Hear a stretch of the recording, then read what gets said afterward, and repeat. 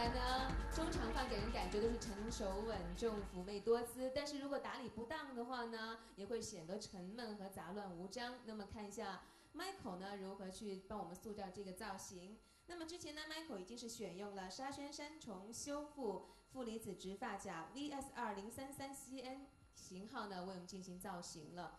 點解會揀呢一個髮夾呢 ，Michael？呢一個真真正正嗱，有演出嚟。見到啦，係好犀利。真正係夾直㗎啦，呢個真係。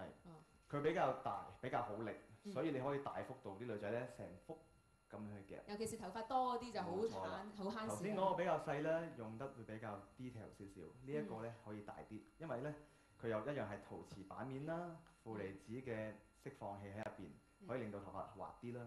同埋有度好啦，就係嗰個 steam 一個儲水嘅地方喺度。呢個係可以拆除嘅一個儲水器啦，咁保證到我哋呢一個蒸汽嘅保濕咧，源源不斷咁供給俾我哋頭髮啦。咁呢一個就其實真係好容易用咯，因為佢有一個梳嘅版面，其實仲唔使用梳噶啦，攞起執頭髮揸住個尾就不斷咁拉落去，加啲 steam 加啲水分，出嚟嘅效果就會好好咯。所以說，這個三重的功能呢，就是我們這個蒸汽保濕啊，還有我們的負離子的這個裝置，以及是我們的陶瓷版面，也受熱均勻。好 ，OK。所以佢個分區唔需要咁多，成幅夾都好似把梳一樣，撳下啲 steam。是不是那個髮尾也要注意，一定要夾到？髮尾一定要夾到係嘛？冇錯，一樣，全部夾直嘅工具都係應該係將個尾完完全全係去到冇晒為止。